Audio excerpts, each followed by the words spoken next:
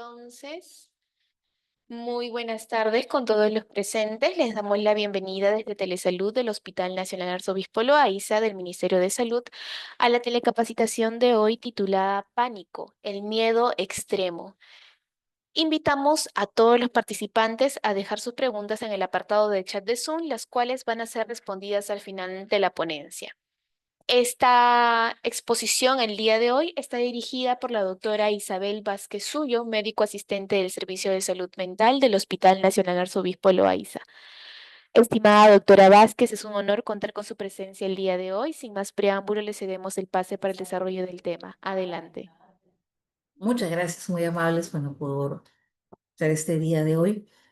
Y voy a ver justamente con el trastorno de pánico, que es un miedo muy popular en este tiempo, ¿no? Y muy popular digo porque mucha gente se queja de angustia, se queja de dificultades, se queja de un gran miedo, ¿no? Que no tiene que ver con entornos de peligro, de riesgo inmediato, sino por situaciones que se presentan de una vez. Y dicho sea de paso, la palabra pánico tiene raíces muy antiguas, viene del griego, del dios griego Pan, ¿no? Como ustedes saben, el dios griego de los bosques, amigo de las ninfas, de las náyades, que jugaba con ellas en el bosque, ¿no? Y que de vez en cuando se quedaba dormido, este dios tan popular con orejitas puntiagudas y patitas de cabra. Cuando Pan dormía, como cualquier persona, no le gustaba que lo despierta. Entonces, si por ahí había algún humano que por X razones cruzaba por el lugar en donde estaba Pan y lo despertaba, él se despertaba con un grito tan fuerte, tan aterrador, que la gente se volvía loca de miedo pánico, de miedo generado por Pan. Y esa es la razón de el nombre que es a este problema, ¿no? Entonces, ¿cuál es la definición que nosotros tenemos para el miedo? Hay dos situaciones, ¿no? Una, el ataque de pánico y otro es el trastorno de pánico. Hablamos de trastorno de pánico, hablamos de un trastorno dentro del grupo de la familia de los trastornos de ansiedad, que son varios, pero que se caracteriza porque existen varios ataques de pánico de forma inesperada, sin motivo evidente. Una persona puede tener un ataque de pánico, por ejemplo, en una situación de riesgo. Tal vez es asaltada, presencia un accidente, de repente alguien de su familia forma pesada, pero toma de improviso y puede tener un ataque de pánico, que se ha definido como una situación de miedo intenso, de inicio súbito, con duración breve, breve para nosotros es unos 5 a 10 minutos o 15 minutos, síntomas físicos como por ejemplo palpitaciones, falta de aire, temblor y cognitivos o del pensamiento, ¿no? Va a ser algo terrible, me va a ocurrir algo muy malo, etcétera, etcétera, ¿no? Cuando un ataque de pánico puede presentarse ante un evento, como les digo, una catástrofe, alguna situación de ese tipo, o puede presentarse de forma inesperada, sin que haya estímulo. Cuando hay varios ataques de pánico sin estímulo, estamos hablando de un trastorno de pánico. Y esto, ojo, no debe ser atribuible al uso de sustancias. Cocaína, marihuana, aunque dicen que la marihuana tranquiliza, en algunas personas puede provocar pánico. Alcohol, etcétera. No puede ser provocado por condiciones médicas, por ejemplo, problemas de hipertiroidismo de otro tipo, ni otro tipo de trastornos mentales. Por ejemplo, una persona que tenga una fobia específica, esquizofrenia y escuche que lo quieren matar o algo por el estilo, ¿no es cierto? No tiene nada que ver con esto. ¿Cuál es el cuadro clínico clásico presente que siempre vamos a tener en el trastorno de pánico? Para empezar, una persona que dice en la consulta, estaba tranquilamente, abre paréntesis, durmiendo, comiendo, riéndose, haciendo ejercicio, renegando, disfrutando del atardecer, en una clase de yoga, conduciendo, un larguísimo, etcétera, cierra paréntesis, y de pronto comienza a experimentar sensaciones como palpitaciones, ¿no? La gente dice, siento como si tuviera, mi corazón se fuera hacia el pecho. Puede haber también taquicardia, incremento de la frecuencia respiratoria, de la frecuencia cardíaca, notoria en muchas ocasiones. acompañada de sudoración, de temblor, temblor visible, sensación también de ahogo o de asfixia. La gente a veces llega a la emergencia gritando que se ahoga. Obviamente, si alguien grita que se ahoga, no se está asfixiando, pero la sensación es idéntica. Y puede haber dolor en el pecho o malestar en el tórax, y mucha gente atribuye esto a un probable infarto y obviamente se asustan más. Muchas personas que tienen este problema a veces dicen, me duele en el lado del corazón y se aprietan el lado izquierdo del pecho, generalmente cerca del hombro. Como sabemos nosotros, ahí no está el corazón, está en el centro. Pero la situación es algo que les preocupa y que les alarma muchísimo, ¿no? Esos son los síntomas físicos que pueden haber en el momento. A esto se agregan síntomas cognitivos, síntomas de la esfera del pensamiento. Si una persona siente palpitaciones, falta de aire, temblor, asfixia, sudoración, temor y también puede haber piloerección, puede haber náuseas, vómitos, dolor de cabeza, puede haber sensación de adormecimientos y otras cosas más, puede pensar cosas terribles. Puede pensar, Dios mío, me viene ahorita un infarto. Dios mío, me viene un derrame, como dicen las personas, refiriéndose a un ictus, refiriéndose a un problema de un trastorno vascular cerebral, ¿no? Y pueden tener, por lo tanto, miedo a tener un daño muy grave y miedo a perder el control o a volverse locas, como dicen, con ganas de salir corriendo, esperadas a buscar ayuda. Pueden también, debido al miedo extremo que produce esto, sensaciones de despersonalización, como que esto no les ocurre a ellos como sujetos. A veces dicen, es como si lo estuviera observando en otra, o también sensaciones de desrealización. Esto no es cierto, esto no me está ocurriendo, esto no está pasando, esto no es real, en algún momento. Y una vez que ocurren estas crisis de pánico muy seguidas, puede que la persona haga cambios conductuales, como por ejemplo, evitación de lugares o ciertas situaciones. Dios mío, me quedo sola en la casa. ¿Y si me viene una crisis? ¿Y si esta vez sí me muero? Y si me asfixio, si me pasa algo, me quedo sola en mi casa, ¿quién me va a ayudar? O de repente otras situaciones como por ejemplo ir en un bus muy lleno. Si de repente voy en un bus en el metropolitano, en el tren muy llenos y me da esto, ¿cómo hago? ¿Me puedo asfixiar? ¿Me puedo morir? ¿Me puede ocurrir algo terrible? ¿Puede ocurrir algo muy feo? No, no, no, no, no, no puede ser, esto no puede ocurrir. Tengo que hacer algo para disminuir esta molestia. Y la persona puede evitar, y eso sí puede perder muchos viajes, puede perder trenes, puede perder buses, y llegar tarde o tomar taxis, aumentar su gasto, etcétera, etcétera, para no encontrarse en una situación así. Puede también a veces renunciar al trabajo, dejar de ir a la universidad, dejar de estudiar, para evitar situaciones en las cuales cree que no podría tener ayuda si le ocurre algo terrible. Y también podría haber una hipervigilancia corporal. A veces dicen, noto que suspiro mucho. ¿Cuánto suspira? 20 veces al día, lo cual es una tasa normal y entendible de suspiros. Lo que pasa es que antes nunca se habían dado cuenta. O siento que de repente trago mucho saliva. Siempre he estado tragando saliva, siempre le he estado pasando, pero recién ahora es consciente de eso. O de repente siento que algo me palpita o algo me duele en algún momento en la cara o en una parte del cuerpo, siempre lo ha tenido, pero ahora anda vigilando a ver si alguna de las cosas que percibe en su cuerpo que está en hiperalerta significa una crisis, ¿no? Algunas personas inclusive refieren, yo presiento que voy a tener una crisis. No, no presienten. Es un síntoma que se llama ansiedad anticipatoria. Es el temor a que pueda venir una crisis. Y esto puede ser muy inmovilizante, puede ser muy molesto para el paciente. ¿Qué más puede ocurrir? Siempre tenemos que ver con las estadísticas, estas señoras que dicen que son antipáticas, pero que bien usadas pueden ser muy útiles. No es raro que llegue un paciente con estas molestias al consultorio de psiquiatría y nos dice, doctor, doctora, ¿alguna vez he tenido un paciente como yo? La respuesta a veces sí, un montón. Curiosamente, decirles eso hace que la persona se sienta más tranquila. O sea, no soy la única persona, no soy raro, no soy una persona extraña por tener este episodio. Es parte del 2 a 3% de la población general.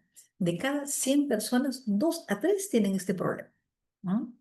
Y curiosamente afecta a la gente joven, entre los 20 y los 30 años, la edad más productiva de la vida, la edad en la que se supone que todo es lindo, todo es maravilloso, debemos desarrollarnos y mucha gente cuando no recibe un diagnóstico adecuado y no recibe un tratamiento adecuado, puede abandonar carreras, puede abandonar trabajos, puede limitar sus expectativas, puede limitar su mundo social, ¿no?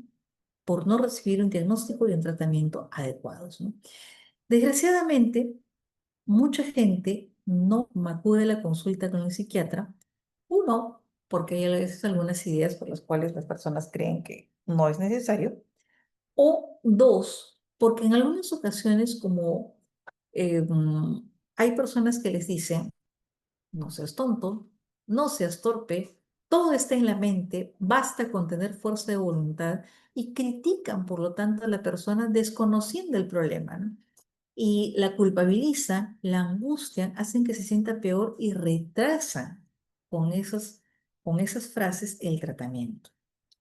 ¿En quiénes es más frecuente? Generalmente en las mujeres, en una proporción 2 a 1 respecto a los hombres. Y el curso de este problema es episódico, ¿no? Hay una crisis ahora, 20 a 30 minutos. Puede haber una crisis dentro de algunas horas o en unos 2 o 3 días. No es todo el tiempo. Siempre son episodios de crisis. Y si no hay tratamiento, es crónico, más allá de 6 meses. O a veces algo que produce ilusión a las personas de tener una mejoría. Puede tener un episodio, se alivian las molestias, no se retiran y luego después vuelven a presentarse con más intensidad. Este periodo con crisis menores da a las personas la ilusión de que han podido, como dicen ellos, superarlo solos. Recordemos que este es un problema con raíces biológicas y por lo tanto con la bioquímica del cuerpo no va a obedecer necesariamente a nuestra voluntad y a nuestro buen querer. ¿Cuáles son los factores de riesgo de los cuales podemos sospechar con más frecuencia un trastorno de pánico si es que no estamos en, o podemos poner alerta a algunas personas? Primero, si hay una historia familiar de trastorno de ansiedad, ya sea pánico, ansiedad generalizada, fobias, etcétera. Y en cuanto a la recuperación, ¿qué situaciones dificultan la recuperación o de la búsqueda de ayuda? Si es que ha habido abuso infantil. Cuando ha habido abuso infantil, es frecuente que los chicos tengan sensaciones de angustia cercanas al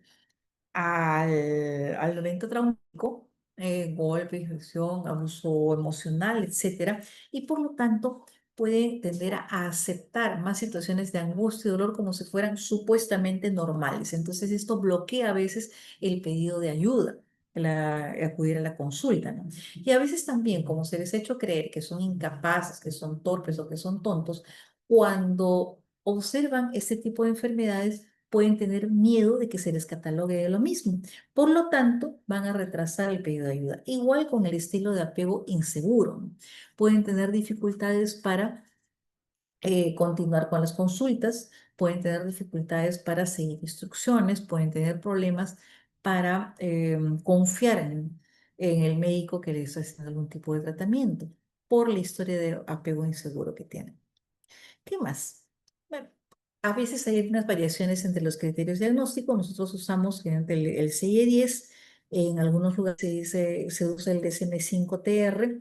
Y bueno, se supone, hace unos años, hace como unos 5 años atrás, se suponía que nosotros ya íbamos a estar manejándonos a estas alturas con el 611. Pero bueno, por la pandemia y otras razones, esto se ha postergado. ¿Cuáles son los criterios que usamos para hacer el diagnóstico según el CIDES? Que sean siempre ataques graves, severos de angustia, que sean impredecibles y que no estén ligados a ninguna situación específica que produzca angustia o temor. El CI-11 considera esto de los ataques inesperados, pero agrega la necesidad de la preocupación persistente y de la evitación. DSM-5-TR incluye que haya 2 o más ataques inesperados de pánico sin ningún evento traumático que pueda provocarlos y que se agrega esto a un mes de preocupaciones persistentes, ansiedad anticipatoria acerca de que va a venir o no va a venir otra crisis, o que hay un cambio conductual, evitación de lugares con mucha gente, evitación de lugares en los que no haya casi nadie de gente, por lo tanto aparición de agorafobia. ¿Qué más? Como les decía, todo esto tiene una respuesta y tiene un asiento biológico, ¿no? Y dentro de esto están las estructuras cerebrales que están implicadas en esas situaciones. Por ejemplo, recordemos que la amígdala en nuestro cerebro es la estructura cerebral que ayuda al procesamiento de los estímulos como productores de miedo. Entonces, el, el funcionamiento de la amígdala está deteriorado y va a leer más estímulos como si fueran eh, situaciones de miedo. Una persona de repente comienza a tener ataques de pánico y digamos que esto se produce en la noche. Entonces la persona poco a poco va a comenzar a temer a que llegue la noche. Ojo, la noche no produce los trastornos de pánico, los episodios de pánico, pero la persona teme la noche porque por desgraciada casualidad los ataques de pánico han ocurrido más en la noche. Entonces a esto se agrega un estímulo más que puede aumentar la tensión y el malestar. Otra cuestión es el hipotálamo. El hipotálamo regula los ejes hormonales y dentro de ellos los ejes que intervienen en la regulación del pánico, ¿no es cierto? En la regulación de la ansiedad. Interviene también en el procesamiento de los estímulos, de la angustia y en la memoria emocional. La corteza prefrontal también, o dentro, sobre todo en la parte medial, interviene en la regulación emocional en nuestra respuesta ante las situaciones de angustia, ante las emociones, ante la voluntad también de evitar o no evitar un estímulo que podría ocasionar esa angustia. Y el locus coeruleus tiene la responsabilidad de manejar, disparar la respuesta autonómica como las palpitaciones, la falta de aire, la presión, la sensación de a veces estar pisando sobre algodones o estar con sensación de mareo, como describen muchos pacientes, o la sensación de caminar desviado en el mundo. La respuesta autonómica, por lo tanto, es una respuesta que también va a provocar más inquietud y va a reforzar la angustia y el malestar que se presenta en muchos sujetos. Ahora, estas son las estructuras cerebrales que están implicadas, que es lo que tiene que ver en cuanto a los neurotransmisores, que son la conexión natural y normal ante un evento en nuestro cerebro, ¿no? Para empezar, interviene muchísimo la noradrenalina. Es lo que tiene que ver. El incremento de la noradrenalina en nuestro cuerpo tiende a explicar la aparición de los síntomas físicos relacionados con el pánico. Las palpitaciones, la piloerección, las náuseas, la inquietud motora, todo lo demás, ¿no? Ahora, habrán visto que dentro del tratamiento del pánico se usan los inhibidores selectivos de relación de serotonina. ¿Por qué? Porque se ha registrado que hay déficit de serotonina. Y esto tendría que ver mucho con este síntoma que es la ansiedad anticipatoria, ¿no? La persona que tiene trastorno de pánico tiene una crisis y comienza a darse cuenta o comienza a temer que hay algunas situaciones que podrían provocarlo. A veces nosotros no estamos muy seguros en la consulta de si esto es un trastorno de pánico o es una ansiedad generalizada que se está saliendo aún más de control. Generalmente nuestra piedra de toque en ese caso es la presencia de la ansiedad anticipatoria, en la cual la gente teme que pueda ocurrir un evento desagradable ante ciertos estímulos. ¿Y qué más? ¿Qué otras situaciones pueden ocurrir? Si es que nuestro GABA está eh, está inhibido o produce un efecto de inhibición reducida, recordemos que puede aumentarse la actividad neuronal. El GABA es el neurotransmisor más importante en la inhibición. Si no funciona bien, si funciona a la baja, si funciona eh, reducido en disminución, la velocidad o la excitabilidad de las neuronas va a ser muchísimo mayor y van a reaccionar mucho más rápido, ¿no? Y las alteraciones del cortisol van a producir dificultades en nuestro eje hipotálamo-adrenal. Hipotálamo-adrenal. Ahora, recordemos una cuestión importante. El pánico es la enfermedad del miedo y la gente desarrolla miedo a tener. Y por lo tanto van leyendo alrededor de la vida qué situaciones podrían tal vez, quizás de repente, ocasionarle algún episodio de miedo y van rehuyéndolo todo el tiempo. A veces los pacientes se angustian porque dicen, para mí la vida es una sucesión de alarmas, alarmas que a veces no producen una crisis. Pero nosotros comparamos para explicar a los pacientes qué ocurre con su cuerpo cuando hay pánico, a esas alarmas chinas que funcionan de la nada, que comienzan a funcionar incluso con el viento. ¿Mm? ¿Qué es lo que ocurre? Recordemos que hay una alarma normal en nuestro cuerpo que nos sirve para poder vivir. Si nosotros, por ejemplo, nos caemos, o nos vamos a caer en algún momento, si pensamos, uy, ¿de dónde me cojo? De la izquierda, de la derecha, y voy a poner una mano frente a la cara para protegerme, no golpearme la cara y la cabeza, ya me caí al suelo, ¿no es cierto?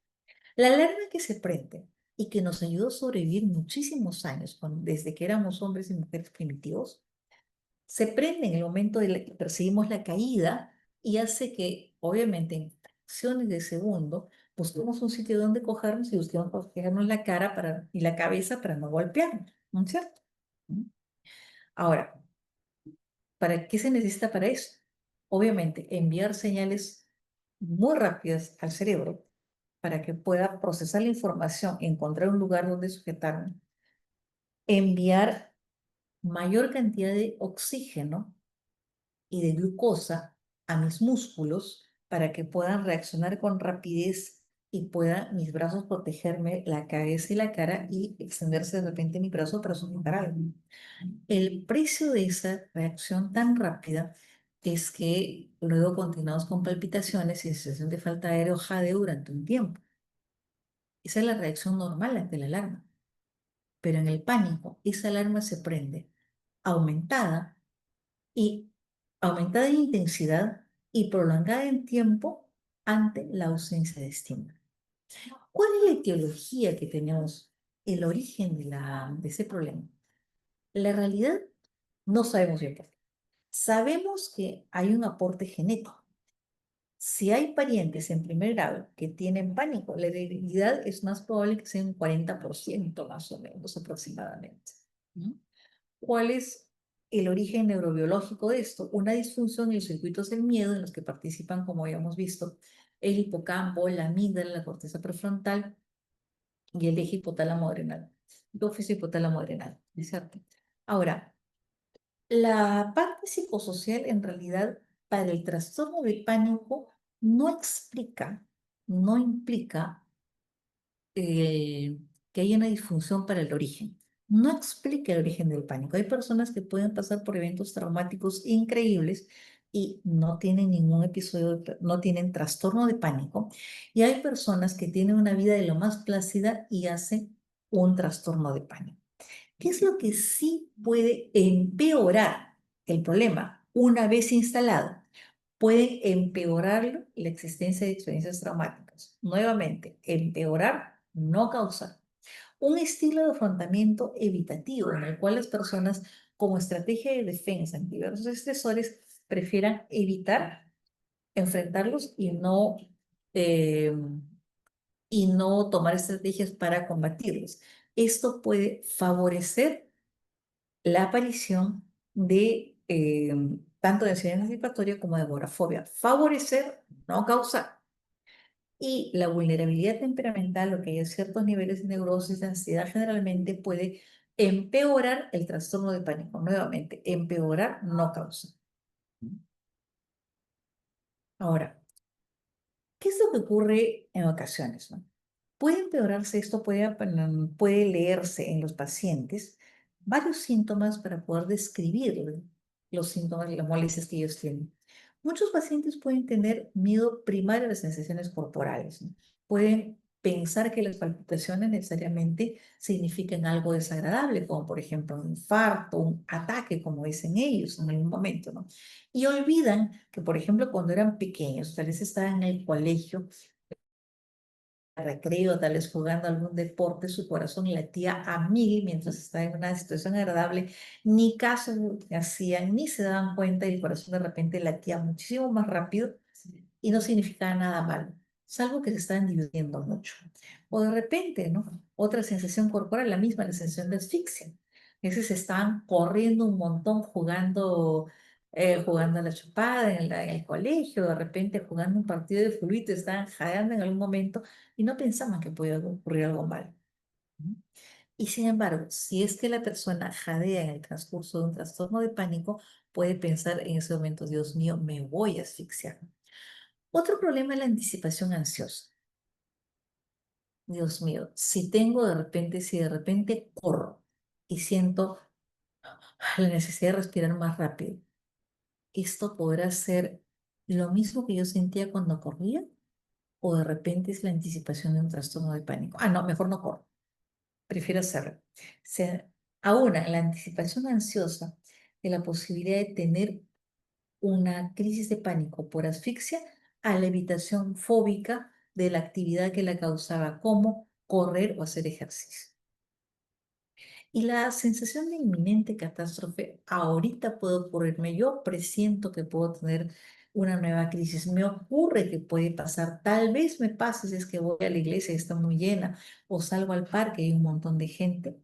La sensación de inminente catástrofe refuerza y se encuentra dentro de la anticipación catastrófica y del trastorno anexo a agorafobia. ¿No? Y todo esto trae un círculo de retroalimentación. Tengo palpitaciones, me angustio porque siento que porque pienso que puedo tener un infarto. La idea de tener un infarto me provoca más angustia y más palpitaciones. Entonces, ante la posibilidad de un infarto, mejor no salgo de mi casa porque tal vez ahí siempre hay alguien o prefiero quedarme con alguien. Y, si, y esto provoca todavía más angustia porque de repente si me falta alguien en mi casa, me puedo morir y nadie me puede decir. Cada uno de estos signos y síntomas alimenta la aparición de otro y se llega a una espiral hacia abajo. Y esto si es que no se efectúa un diagnóstico y un tratamiento adecuados. Ahora, sí hay que hacer diagnósticos diferenciales. Primero, con otro tipo de trastornos. Por ejemplo, el primero, el trastorno de ansiedad generalizada, que se caracteriza por un estado de ansiedad más o menos constante a lo largo del día, de repente con picos ocasionales. Pero en el pánico hay una crisis, de repente puede haber alguna ansiedad anticipatoria y luego otra crisis. Fobia específica, siempre es fobia o miedo a algo, a los perros, a la lluvia, al número 13, al demonio, a sufrir una enfermedad. Siempre es miedo a algo en especial. Lo que le diferencia de los episodios del trastorno de pánico en los cuales la persona, estando perfectamente tranquila, tiene una crisis.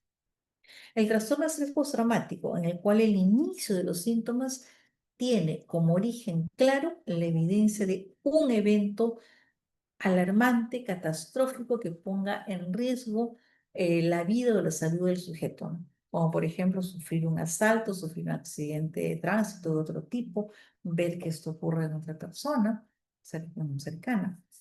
El trastorno obsesivo compulsivo, con las rumiaciones y las compulsiones que originan esto, ¿no? O también los trastornos médicos no psiquiátricos, como la presencia de hipertiroidismo, la presencia de una posible arritmia o un feocromocitoma. También, que hay que tenerlo en cuenta y hay que revisar y hay que ver qué ocurre en este aspecto. ¿Cuáles pueden ser las comorbilidades más frecuentes con esto? Agorafobia hasta el 70% de los casos. La persona tiene mucho temor a estar en un lugar abierto o cerrado, con mucha poca gente, pero del cual no puede escapar con facilidad o en el cual no puede recibir ayuda.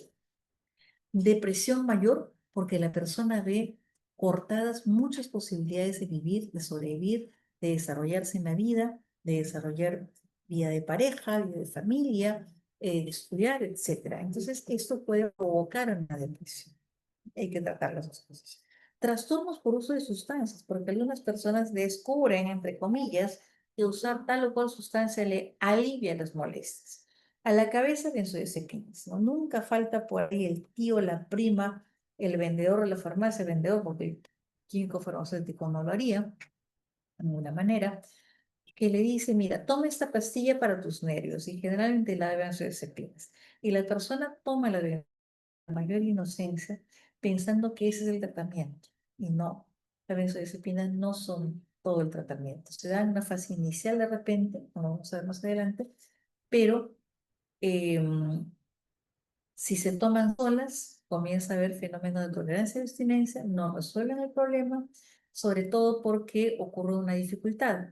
Las benzodiazepinas, como todo medicamento que se respete, demoran 1 o 2 horas en llegar al estómago y los intestinos en absorberse. En las crisis de los propias de los trastornos de pánico duran entre 10 a 20 minutos, máximo media hora. Y las personas creen que están resolviendo el trastorno de pánico por tomar este medicamento. Puede haber efecto placebo al inicio y lo otro es que puede haber ya ansiedad producto de la tolerancia y de la abstinencia. O también uso de sustancias como marihuana o alcohol. La gente descubre que al usar marihuana hay menos angustia, ¿no? Y pueden usarlo supuestamente para tranquilizarse. Mucha gente tiene la idea, sobre todo la gente joven que usa internet, pero lo usa muy mal, que dice que investiga solo porque pone un nombre en Google y dice, es natural. Y lo natural no ocasiona daño. Mentira, lo natural sí puede ocasionar daño. Siempre les digo, la cicuta es natural y la cicuta mata. Los hongos venenosos son muy naturales y los hongos venenosos matan. ¿Mm? El cajú que tanto nos gusta tiene un veneno que si no se procesa al momento del consumo nos da por lo menos dolor de estómago. Entonces, la natural no es sino. Y además, cuando fuman marihuana, están absorbiendo, igual que cuando se fuma tabaco, se absorben un montón de sustancias que no tienen nada que ver. Y el otro problema es que hay la posibilidad eh, de tener otros efectos secundarios. Trastornos somatofóbicos también, por contractura muscular, producto de la ansiedad en varias ocasiones. Ahora, ¿cuál es el tratamiento en el caso del trastorno de pánico? Siempre son dos, el tratamiento farmacológico y el psicoterapéutico. A la cabeza, lo que siempre usamos son de preferencia y que se encuentra sobre todo en el sí son los inhibidores selectivos de la recaptación de serotonina, como la sertralina, la paroxetina, la norexetina, el escitalopram, por ejemplo. El mecanismo de acción es el usar, el incrementar la presencia de serotonina en la sinapsis celular. También se puede usar la venlafaxina, que es un inhibidor selectivo de la recaptación de serotonina y la noradrenalina, cual se incrementa tanto la serotonina como la noradrenalina. Las benzodiazepinas como el alprazolam, el clonazepam, el clobalsam, clonazepam y bueno, varios de estos van a disminuir la angustia, van a tener un efecto ansiolítico por el efecto del incremento de la acción del GABA. Pero ojo, las benzodiazepinas tienden a producir tolerancia con mucha rapidez y cada vez se necesita el tiempo de acción rápido. En ocasiones lo que hacemos, ya que la angustia puede ser grave, es combinar un inhibidor de la recaptación de serotonina o de la recaptación de serotonina y adrenalina junto con una benzodiazepina. Pero la benzodiazepina se retira en un lapso de 1 o 2 meses y el otro se le continúa hasta el final del tratamiento. Que, ojo, el final del tratamiento no es corto. Las personas tienden a confundirse y abandonar el tratamiento cuando se sienten mejor. En el caso de los tricíclicos, como la clomipramina o la amitriptilina, actúan por bloqueo de la recaptación de tanto de serotonina como de noradrenalina. No son malas ideas, el problema es que a veces pueden tener mucha somnolencia, pueden provocar sequedad de boca y estreñimiento, eso también nos da dificultades. ¿Mm? Ojo, el tratamiento con cualquiera de estos fármacos tiene un periodo, digamos, de inicio y un periodo hasta el cual llegamos a la máxima mejoría posible. En ese periodo podemos subir, aumentar, cambiar, agregar, retirar, etc. ¿Cuánto demoramos en llegar a ese periodo? No lo sabemos. Depende mucho de la respuesta del cuerpo, de la constancia de la persona, de la agresividad de la enfermedad.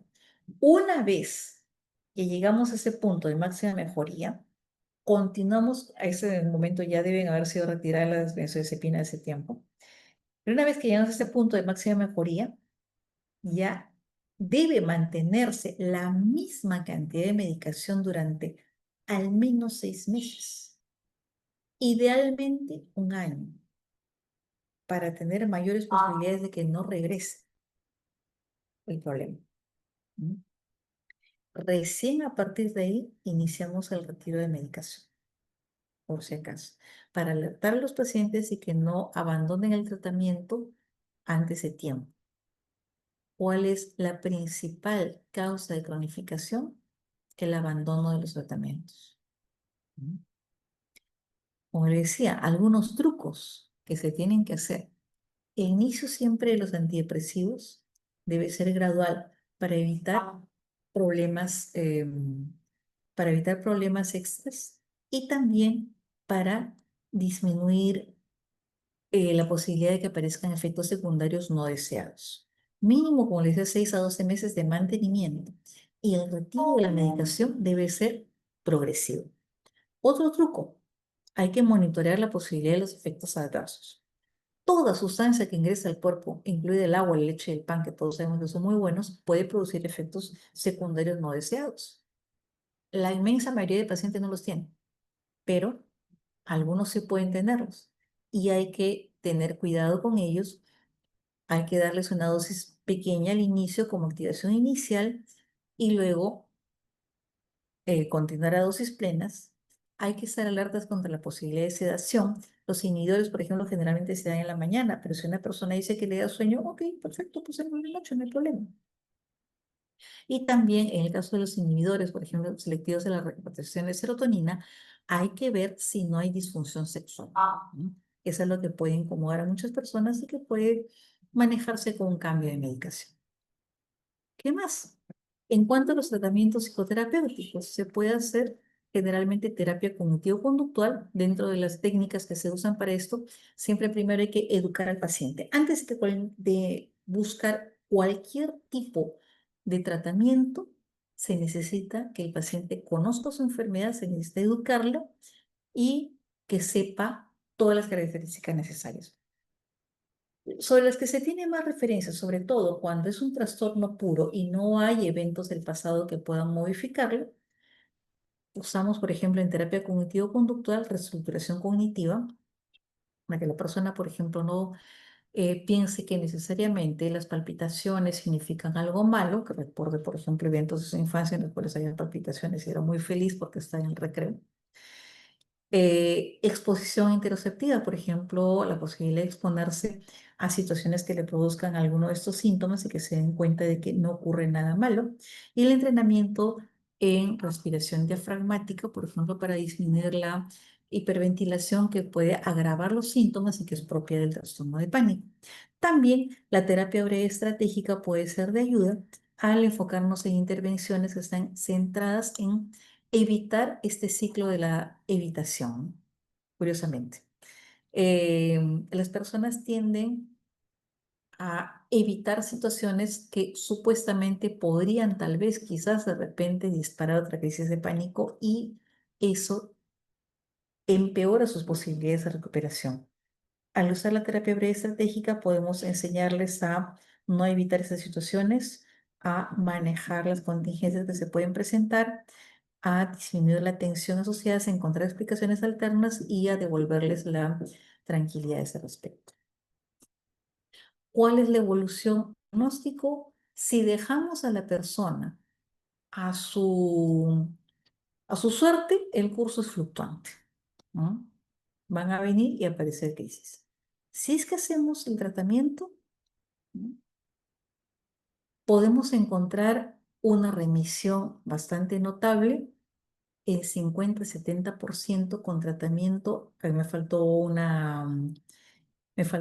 extra, con tratamiento adecuado, podemos encontrar que la curación tiene una tasa entre 80, alrededor del 80%. ¿Mm? Cuando hay una remisión parcial en 70%, 50-70%, podemos revisar qué cosa falta. De repente falta algo de entrenamiento, de repente hay algún otro evento que esté gatillando, disparando algún recuerdo desagradable y hay que volver a revisar la vida del paciente y si hay algún evento eh, relacionado que puede estar disminuyendo las posibilidades de éxito. Ahora, ¿cuáles son los factores de mal pronóstico? Que haya comorbilidad con agorafobia y que se nos pase la agorafobia y no le estemos tratando. Que inicie en épocas tempranas de la vida, 17, 18, 20 años generalmente, ¿no? Y sobre todo que no haya tratamiento. Eso es lo que empeora todo, ¿no? Mucha gente no se informa. Bueno, felizmente los tienen ustedes para informarse. Pero a veces hay gente que recibe críticas del entorno. Le dicen, tú eres valiente, tú puedes superar esto, todo está en la mente, es cuestión de fuerza de voluntad, ponte fuerte. A eso nosotros le decimos palabras malditas, cosas que no deben decirse nunca y no deben estar en la boca de ninguna persona, menos si es personal de salud, ¿no es cierto? Felizmente, cuando un personal de salud detecta este tipo de problemas, puede alertar al paciente, puede tranquilizarlo, decirle que el origen de esos problemas no es culpa suya y que puedo tener apoyo para el tratamiento y que puede recibirlo sin ninguna dificultad, sin que sea culpa de él. ¿Mm? Algunos casos clínicos que podemos ver de repente en el caso de una mujer de 28 años con síntomas clásicos, palpitaciones, miedo a morir y que evita salir sola por miedo a que hay que ver si cumple todos los criterios. Hay que hacer un diagnóstico diferencial con fobia social. ¿Por qué? Porque evita salir sola. Pero si tiene palpitaciones y miedo a morir, y esto aparece antes del problema de la evitación, lo más probable es que se trate de un trastorno de pánico. ¿Cuál es el plan terapéutico que ponemos? El que habíamos propuesto al inicio de la presentación o en la presentación. Cuando se presenta una persona que tiene agorafobia, y hay ataques de pánico y uno evita y comienza a evitar los lugares en los cuales potencialmente podría tal vez presentarse esto. Habría que abordarlo, ¿no? Habría que recordarle a la persona, primero, que lo vamos a apoyar. Segundo, buscar los lugares que pueden estar desencadenando estas dificultades. Necesitamos que la persona se eduque, necesitamos iniciar técnicas de relajación y tal vez podemos elegir, en este caso, si hay agorafobia, algún afronte rápido si el trastorno es muy invalidante o de repente iniciaría terapia cognitivo-conductual en algún momento. Hay que comenzar, obviamente, con fármacos que puedan producirle eh, así, en el primer caso, generalmente empezamos con inhibidores y en este caso, en este otro caso en el que hay agorafobia y la angustia puede presentarse con mayor constancia, sí recomendamos iniciar una benzodiazepina además del inhibidor, ¿cierto? Un diagnóstico diferencial con un trastorno médico no psiquiátrico, ¿no? Generalmente, síntomas típicos, taquicardia, temblores, miedo a morir y siempre nosotros pedimos la posibilidad de hacer un perfil tiroideo porque podría haber hipotiroidismo. Y si es que obtenemos el diagnóstico de hipertiroidismo, hay que tranquilizar. El abordaje psiquiátrico adecuado sería tranquilizar a la persona, recordarle que vaya con el endocrinólogo, que puedo tener solución a esto y que los fármacos que nosotros le podemos dar ya no serían un tratamiento para el trastorno, sino serían sintomáticos hasta que desaparezcan las molestias y tome su lugar la terapia para volverla eutiroidea. Y en el cuarto caso, una persona que tiene un trastorno crónico, un trastorno ya de larga data. Y estos son los casos a veces más tristes. Un hombre de 50 años que tiene 20 años con trastorno de pánico, que en algún momento alguien le ofreció la posibilidad de usar una persona para reducir la angustia y que se quedó pegado a ella con dependencia de las benzodiazepinas. Entonces, una cosa son las crisis que vienen por el pánico y otra cosa son las crisis de angustia que vienen porque no usa o porque se acaba el efecto de las benzodiazepinas que ingieren. Y esto además ha traído evitación social. ¿Cómo abordar la dependencia? Hay que ayudar al paciente a diferenciar estas dos situaciones, tanto las que vienen por pánico como lo que ocurre cuando trata de suprimir ese medicamento cuando se agota el efecto farmacológico. Y hay que comenzar a recordarle las situaciones en las cuales ha intentado abandonar la medicación y no ha podido. Hay que recordarle y hay que alertarle sobre esas circunstancias. A veces él no las conoce, simplemente cree que la benzodiazepina le hace bien para evitar las crisis. Y no es cierto. En este caso ya se ha convertido en parte del problema. ¿Qué estrategias psicoterapéuticas? A la cabeza, y siempre lo que nosotros decimos es que hay que educar al paciente. Usar técnicas de relajación, ver si hay unos elementos gatillantes, tratar a la vez la dependencia y el pánico, el pronóstico. Si la persona entiende, si la persona conoce y acepta que hay una dependencia, suele ser mediano, pero notablemente mejor que si lo dejamos libre albedrío. Y en ocasiones puede ser no. Veamos entonces, amigos míos, muchas gracias por su paciencia. Espero que realmente podamos advertir, podamos apoyar, podamos contribuir a derivar a las personas que estén con nosotros, que se presenten en nuestros servicios y en los cuales detectemos la posibilidad de trastorno de pánico. Pueden derivar al servicio de salud mental aquí en el hospital y darles el apoyo y el soporte necesario. Muchas gracias.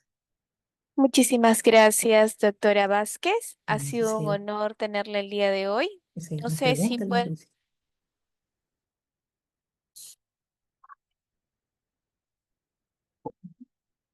Oh, Sí, doctora, permítanos un segundo, por favor. ok, perfecto. Sí, Sí, doctora, ¿nos logra escuchar? Perfecto. perfecto. Vamos a iniciar con la ronda de preguntas. Nos consultan cuál es la diferencia entre un ataque de pánico y un trastorno de pánico. Ok, el trastorno en el ataque de pánico puede ser una cuestión muy puntual, ¿no? Que se presenta de repente una vez en la vida, que puede presentarse independientemente de cualquier evento o con mayor frecuencia de repente después de un evento que pueda provocar una gran angustia, un accidente, un atropello, una mala noticia. Es un evento aislado y no se presenta más generalmente. Cuando hablamos de un trastorno de pánico, ya estamos hablando de una persona que tiene varios ataques de pánico y generalmente sin que haya un evento que lo cause. Decimos, el ataque de pánico viene cuando la persona está tranquila, está riéndose, está muy divertida o está de repente en calma, está en medio de una meditación de yoga. Puede venirle un ataque de pánico. Y cuando tenemos estos ataques que son por definición graves, son impredecibles y no ligados a ninguna situación que se presenta más de dos, unos tres, en un mes, ya estamos hablando de un trastorno de pánico. Muchísimas gracias, doctora. Continuamos con la siguiente pregunta. La siguiente pregunta es, ¿cuándo considera indispensable solicitar estudios complementarios? Generalmente evaluamos a la persona en la primera consulta. En la primera consulta se hace una evaluación clínica. Tomamos la historia clínica completa y si vemos, por ejemplo, que hay tremor de manos, hay signo del banquito, hay de repente cambios en la piel y otras situaciones más que nos hagan sospechar que puede haber hipertiroidismo, pedimos un perfil tiroideo. Si es que de repente hay presencia de dolor de cabeza, hay episodios de bochornos, hay hipertensión, comenzamos a pensar en un febromocitoma. Entonces, también comenzamos a ver eso. Básico es hacer una evaluación del paciente de forma integral para descartar alguna otra dificultad. Muchísimas gracias, doctora. La siguiente pregunta es, ¿cuáles son los signos clínicos más útiles para sospechar un trastorno de pánico en el primer nivel de atención? ¿Y qué errores diagnósticos son los más comunes? Ya. Generalmente, primero, que sea inesperado. Eso es lo clásico para poder detectar. Que sea inesperado, que la persona refiera que ha tenido molestias con palpitaciones, falta de aire y temblor como síntomas físicos y como síntomas intelectuales, un miedo terrible a morir a perder el control o a sufrir un daño grave. Generalmente, si un paciente les describe eso en primer nivel, él se está describiendo pánico. ¿Cuál es uno de las principales fuentes de error? Que puede ser una persona que esté consumiendo sustancias, ¿no? Por ejemplo, que esté usando marihuana, que esté usando estimulantes. Cuidado ahí con los universitarios que generalmente usan Volt o usan Red Bull, alguna de estas cosas para quedarse despiertos durante mucho tiempo. Eso también es una fuente de posibles episodios de pánico y a veces los podemos tratar como si fueran pánico y en realidad tienen que ver con esto o a la inversa, ¿no? Muchísimas gracias, doctora. La siguiente pregunta es, ¿cómo abordar el manejo del pánico en pacientes con consumo de alcohol, benzodiazepinas u otras sustancias? Ujú. Primero recordemos que las cosas se apuntalan, que muchas veces hay personas que han hecho trastorno de pánico y han intentado usar esos medicamentos como, porque el alcohol, la marihuana usa un medicamento, funciona como si fuera un medicamento para calmar las crisis. Recordemos que el alcohol se absorbe muy rápido, por ejemplo. Se absorbe rápido y por lo tanto el efecto ansiolítico del alcohol es también muy rápido. Igual las cosas que se inhalan al llegar a los pulmones se absorben muy rápido. Por eso mucha gente tiende a atribuirles un efecto terapéutico, ¿no? Sí, hay que recordarles primero que la madre del cordero suele ser el pánico, que ellos han estado usando esas sustancias en la mayoría de veces para poder calmarlos y que podemos ayudarlos primero a aliviar esta molestia, a aliviar el pánico. Y si es que ellos han hecho, aparte de esto, un trastorno de sustancias, bueno, podemos ir a verlo. Primero, vayamos por el asunto madre, que es el pánico. Al curarlo, es probable que la persona también pueda facilitarse en el proceso de reconocimiento que tiene una adicción. Si es al revés, si la persona usa sustancias y luego viene el trastorno de pánico, podemos hacer notar que el consumo de sustancias provoca crisis de pánico y eso podría hacer que la persona entre en un estado no precontemplativo, sino contemplativo y viendo que efectivamente esto puede desencadenarle un problema mayor y que le convendría mucho dejar la adicción.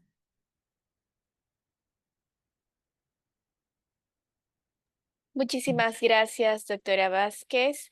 Felicitaciones por su destacada ponencia sobre el manejo del pánico. Apreciamos profundamente su contribución a la formación continua del personal de salud y su compromiso con la mejora de la atención psiquiátrica y psicológica en todos los niveles de atención.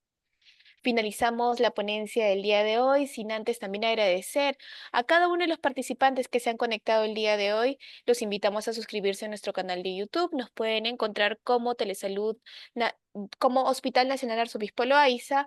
Podrán volver a ver las telecapacitaciones y TeleIS. Asimismo, los invitamos a escribirnos en los comentarios otros temas de interés que les gustaría que se llevaran a cabo próximamente. Muchísimas gracias a todos y hasta una próxima oportunidad. Felicitaciones, doctora. Muchas gracias y gracias a ustedes por la paciencia. Hasta luego.